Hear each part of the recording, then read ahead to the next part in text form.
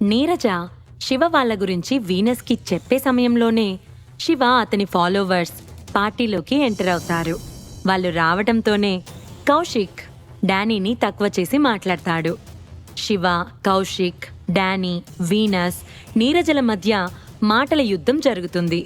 Mister Venus, మీ కింద ఉన్న వాళ్ళు చాలా పవర్ఫుల్ అని, అతడిని ఖచ్చితంగా హ్యాండిక్యాప్డ్ని చేస్తారేమో అని అతను భయపడుతున్నాడనే విషయం ఇక్కడ క్లియర్గా అర్థమవుతుంది అని వ్యంగ్యంగా అన్నది నీరజ.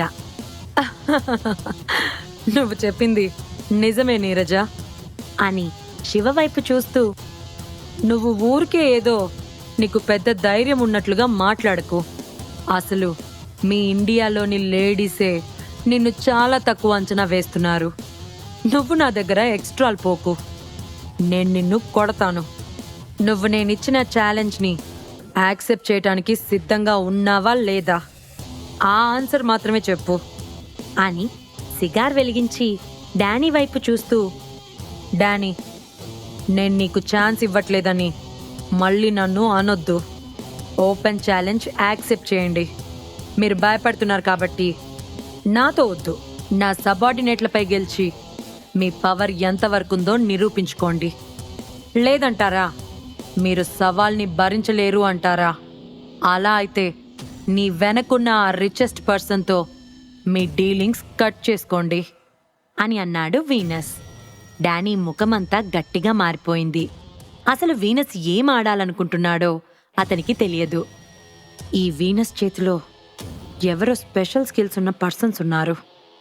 వాళ్ళు ఖచ్చితంగా గెలుస్తారని నమ్మకంతోనే వీనస్ ఇలాంటి సవాలు విసురుతున్నాడు అని అనుకున్న Danny, mister Shiva, look at me అని శివ వైపు గంభీరంగా చూస్తూ అన్నాడు. శివ ఏ డెసిషన్ తీసుకుంటాడో అదే తన డెసిషన్ అని డానీ ఒపీనియన్. ఇదేంటి, తన కింద పనిచేసే వ్యక్తి యొక్క పర్మిషన్ తీసుకుంటున్నాడు? అందులోనూ మిస్టర్ శివ అంటున్నాడేంటి? అసలు డానీ ఏంటి ఈ శివ అనే యంగ్ పర్సన్ వైపు అంత రెస్పెక్ట్ఫుల్ యాటిట్యూడ్తో పిలవడం ఏంటి? ఈ ఛాలెంజ్ విషయంలో కూడా డెసిషన్ ఆ యువకుడికి వదిలేశాడేంటి అని సస్పెన్స్ ఎక్స్ప్రెషన్స్తో శివ వైపు చూస్తూ అనుకున్నాడు వీనస్. డానీ యొక్క అపోనెంట్గా డానీ క్యారెక్టర్ ఏంటో వీనస్కి చాలా క్లియర్గా తెలుసు. డానీ ఒక లాటిన్. అతను సంపన్న కుటుంబంలో పుట్టాడు. సెల్ఫ్ రెస్పెక్ట్ చాలా ఎక్కువ. అంతేకాకుండా తను ఓ ఓల్డ్ మ్యాన్. తన జీవితంలో చాలా ఒడిదుడుకులు చూశానని, ప్రపంచ విషయాల్లో ఎంతో ఎక్స్పీరియన్స్ ఉందని గొప్పలు చెప్పుకుంటూ ఉంటాడు. ఎప్పుడూ తన ఓల్డేజ్ పైనే డిపెండ్ అయి మాట్లాడుతూ ఉంటాడు. అలాంటిది తనకంటే 30 సంవత్సరాల చిన్నగా ఉన్న ఈ యంగ్ బాయ్కి తల వంచడం ఏంటి? అది కూడా అతనొక ఇండియన్. ఇది నిజంగా అమేజింగ్. ఈ ఇండియన్కి డానీ లాంటి వ్యక్తిని క్రష్ చేసే పవర్ ఉంటే మాత్రమే డానీ తన పరువంతా విడిచిపెట్టి ఈ స్ట్రాంగ్ పర్సన్ని ఫాలో అవుతాడు. బహుశా డానీ వెనుకున్న ఈ రిచ్ మ్యాన్ చాలా గొప్ప వ్యక్తి అయి ఉండొచ్చు అని అనుకున్నాడు వీనస్. శివని మరొకసారి పరిశీలించి వెంటనే చాలా వర్రీ అవుతూ, హలో మిస్టర్ శివ, మీరెక్కడి నుంచి వచ్చారు? మీ ఐడెంటిటీ ఏంటి? నేను ఇంతకుముందు ఎప్పుడు మిమ్మల్ని చూడలేదు. మీరసలు డానీకి ఎందుకు హెల్ప్ చేస్తున్నారు అని శివ వైపు చూస్తూ రెస్పెక్ట్గా అడిగాడు. నేనెవరో తెలుసుకునే క్వాలిఫికేషన్ నీకు లేదు. నువ్వు ఛాలెంజ్ వేసి మరీ ఫైట్ చేయాలనుకుంటున్నావు. అంటే బహుశా నువ్వు చచ్చిపోవాలనుకుంటున్నావు. కాబట్టి నేను నీకు హెల్ప్ చేస్తాను అని అన్నాడు శివ. వాట్? నాకు క్వాలిఫికేషన్ లేదా? నాకే క్వాలిఫికేషన్ లేదు అంటావా? ఇండియాలో ఉండే ఒక ఎల్లో కోతివి. నువ్వు చాలా క్రేజీగా ఉన్నావు. నువ్వెక్కడి నుంచి వచ్చావో నాకు పట్టింపు లేదు. ఈరోజు నువ్వు నా చేతిలో ఖచ్చితంగా చస్తావు అని కోపంతో ఊగిపోతూ అన్నాడు వీనస్. శివ అలా తనని ధిక్కరిస్తాడని అతను ఎక్స్పెక్ట్ చేయలేదు. నిజానికి శివ యొక్క బ్యాక్గ్రౌండ్ తెలుసుకోవాలని, అతనితో జాగ్రత్తగా డీల్ చేయాలని అనుకున్నాడు వీనస్. అయినప్పటికీ శివ యొక్క యాటిట్యూడ్ అతనికి కోపం తెప్పించింది. అంతేకాకుండా వీనస్ని చాలా తక్కువగా అంచనా వేసినట్లుగా ఫీల్ అయ్యాడు. డానీ, ఇంత క్రేజీ పర్సన్ని నువ్వెక్కడి నుంచి తెచ్చుకున్నావో నాకు అర్థం కావట్లేదు. అతను నిన్ను ప్రొటెక్ట్ చేయగలరని అనుకుంటున్నావా? ఈరోజు నేను నీ మరణ శాసనాన్ని రాయబోతున్నాను అని అన్నాడు వీనస్. హో, నైస్. ఇంతకీ ప్లేస్ ఎక్కడా, టైం ఎంత అని అన్నాడు శివ. మరీ అంత వెటకారమా? సరే, ప్లేస్ క్రిస్టల్ బిల్డింగ్, ఏ టైంలో అయినా అవ్వచ్చు అని కళ్ళ నిండుగా గర్వంతో అన్నాడు వీనస్. అతను శివతో సవాల్ చేయడానికి అంత ధైర్యం చేస్తున్నాడంటే అతని వెనుక ఒక పవర్ఫుల్ మాస్టర్ ఉన్నాడు. శివ బలం వీనస్ యొక్క బాడీగార్డ్ ఫోబ్ని ఈజీగా ఓడించగలిగాడు. అయితే ఈరోజు ఈ ఫైటింగ్ చేయడానికి వీనస్ ఇన్వైట్ చేసిన వ్యక్తి 10 మంది ఫోబ్లను కూడా ఓడించగలడు. మిస్టర్ శివ, మరొక్కసారి ఆలోచించుకో. నన్ను ఓడించగలను అని నమ్మకంగా ఉన్నావా? లేదంటే ఈ ఛాలెంజ్లో గెలవడం కోసం లంబో నీకు హెల్ప్ చేయగలరని అనుకుంటున్నావా? లేదా ఒక్కడనే ఫైట్ చేయగలనని విర్రవీగుతున్నావా అని ప్లేఫుల్ ఎక్స్ప్రెషన్స్తో అన్నాడు వీనస్. ఈరోజు రాత్రి క్రిస్టల్ బిల్డింగ్లో ఛాలెంజ్, సరేనా?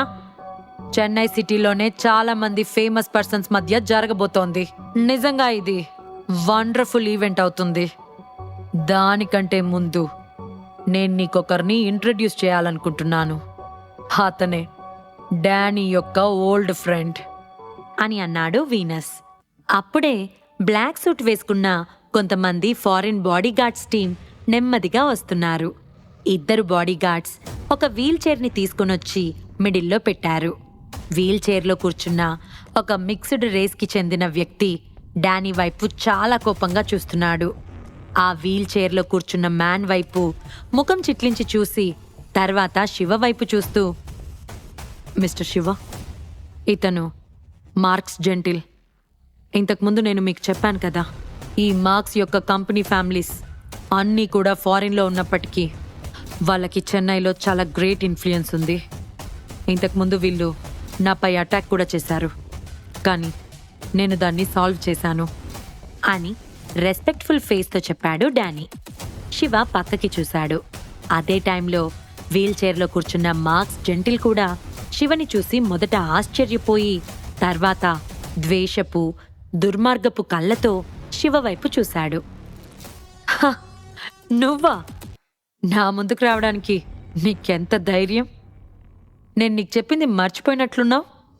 నువ్వు మళ్ళీ ఇండియాలో అడుగు పెడితే ఖచ్చితంగా నీకు చావటానికి కూడా చోటుండదని చెప్పాను కదా, గుర్తులేదా అని ప్లేఫుల్ ఎక్స్ప్రెషన్స్తో అన్నాడు శివ. హైదరాబాద్లో ఉన్నప్పుడు ఈ మార్క్స్ జెంటిల్ సీక్రెట్గా ఏదో కనుగొనాలని ట్రై చేశాడు. అయితే శివ అతని సిచ్యువేషన్ని తిప్పికొట్టాడు అండ్ మార్క్స్ జెంటిల్ని పనికి రాకుండా కొట్టాక అతన్ని తిరిగి అతని దేశానికి పంపించమని ఆదేశించాడు. కానీ అతను ఇండియా వదిలి వెళ్ళలేదు. మళ్ళీ చెన్నైలో తలదాచుకున్నాడు. ఓహో, ఈ వేస్ట్ అల్లుడు చెన్నై వస్తాడని నేను ఎక్స్పెక్ట్ చేయలేదు. లాస్ట్ టైం నేను హైదరాబాద్లో ఉన్నప్పుడు నీ గురించి చాలా ఇంట్రెస్ట్గా ఇన్వెస్టిగేషన్ చేశాను. ఈ డానీ నీకు హెల్ప్ చేస్తే నువ్వు నాతో పోటీ పడతావా? సరే, హైదరాబాద్లో అంటే నీ ఆటలు చెల్లాయి. ఈ చెన్నై సిటీలో, ఈ ప్లేస్లో నీ క్యాపబుల్ ఎంతో నేను చూడాలనుకుంటున్నాను అని కోపంతో అన్నాడు జెంటిల్ మార్క్స్. అతను మొదట శివని చూడగానే ఆశ్చర్యపోయాడు. అతని మనసులో శివ కొట్టిన దెబ్బలు అతనికి భయాన్ని కలిగించాయి. ఆ వెంటనే అతను రివెంజ్ తీర్చుకోవాలని ఆశపడ్డాడు.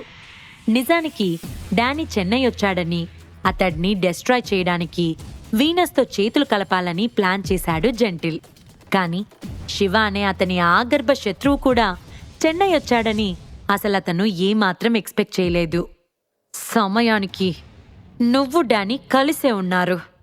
ఇంతకుముందు జరిగిన దానికి నేను మీపై 100 సార్లు రివెంజ్ తీర్చుకుంటాను అని కోపంగా అన్నాడు జెంటిల్. నువ్వింతకుముందు నాకు చెప్పిన వ్యక్తి ఇతనేనా జెంటిల్ అని జెంటిల్ పక్కనే ఉన్న extraordinary middle age person blue colour tango సూట్లో పదునైన కళ్ళతో చూస్తూ అన్నాడు. అవును, అతని పేరు శివ.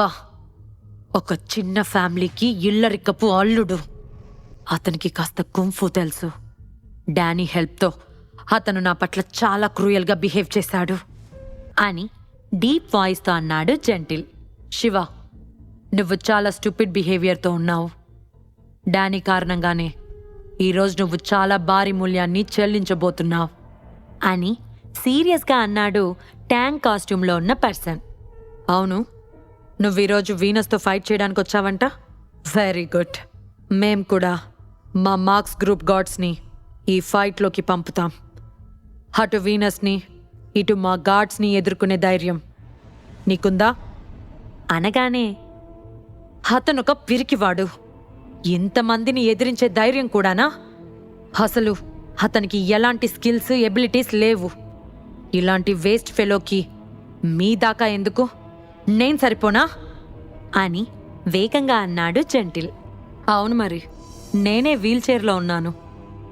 ఇదిగో ఒకసారి వదిలేస్తున్నాను. మళ్ళీ వచ్చావో ఈసారి నిన్ను అస్సలు వదలనుగాక వదలను. నీలాంటి వేస్ట్ ఫెలోస్ని ఈ భూమి మీద ఉంచటం ఈ భూమికి భారం అని ఈవిల్ స్మైల్ ఇస్తూ అన్నాడు శివ. అతనికి సిచ్యువేషన్ ఇంట్రెస్టింగ్గా ఉంది. జెంటిల్ రివెంజ్ తీర్చుకునే ప్రయత్నం ఏమీ వెనక్కి తీసుకోలేదు. అతను డానీని కిల్ చేయటానికి చాలా ప్లాన్స్ వేశాడు. అవన్నీ ఫెయిల్ అవ్వడంతోనే అతను వీనస్తో చేతులు కలిపి డానీని అంతం చెయ్యాలని అనుకున్నాడు. ఓహో, నీకు హైదరాబాద్లో ఉన్నట్లు ఇక్కడ కూడా అవకాశాలున్నాయా ఏంటి అని పిడికిలి బిగించి సీరియస్గా అన్నాడు జెంటిల్. లాస్ట్ టైం హైదరాబాద్లో శివ చేతిలో భారీగా దెబ్బలు తిన్న జెంటిల్ దాదాపు కుప్పకూలిపోయాడు.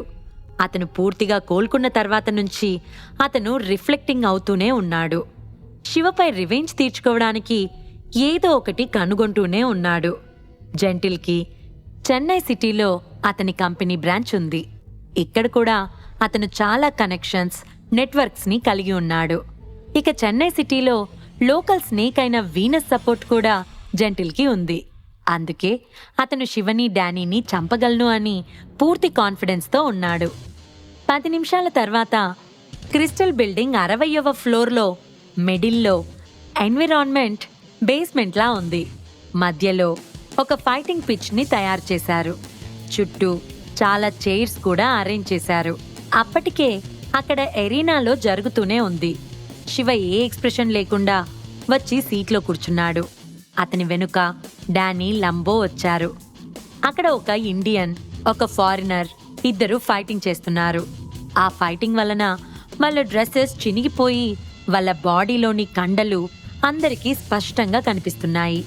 అప్పటికే వాళ్ళిద్దరూ చాలాసేపటి నుంచి ఫైటింగ్ చేస్తూ ఉండటంతో రక్తంతో నిండిపోయారు.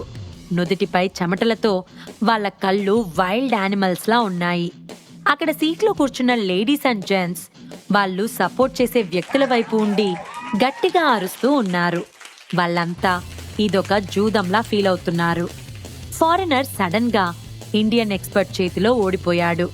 తర్వాత ఆ ఇండియన్ కడుపులో గట్టి పంచ్ ఇవ్వటంతో అతను రక్తం కక్కుకొని పెద్ద గావు కేక పెట్టి అక్కడికక్కడే పడిపోయాడు.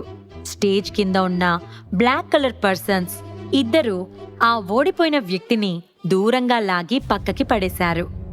ఇండియన్ మీద పందెం వేసిన వాళ్ళంతా హ్యాపీగా ఎంజాయ్ చేస్తుంటే ఫారినర్ మీద పందెం వేసిన వాళ్ళు ఫీల్ అవుతూ నా డబ్బులన్నీ పోగొట్టాడు అని అతడిని తిట్టుకుంటున్నారు.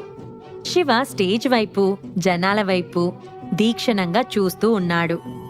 అక్కడున్న అందరూ కూడా చెన్నై సిటీలోనే రిచెస్ట్ ఫ్యామిలీస్ నుంచి వచ్చిన వాళ్ళు. వాళ్ళకి ఈ రకమైన జీవన్మరణ పోరాటం ఒక రకమైన ఎంటర్టైన్మెంట్ని ఇస్తుంది. నిజానికి ఇలాంటి చావు బతుకుల మధ్య ఉండే ఎరీనా మునిపెన్నడు రక్తం ఎరుగని రిచెస్ట్ పర్సన్స్. అలానే సంవత్సరం పొడుగునా ఆఫీస్లలో రెస్ట్ తీసుకునే అఫీషియల్స్ ఫ్యాటల్ అటెన్షన్ని బాగా ఫీల్ అవుతారు. శివపై వీనస్ అండ్ గ్యాంగ్ ఏదైనా స్కెచ్ వేశారా? శివ ఈ పోటీలో నెగ్గుతాడా?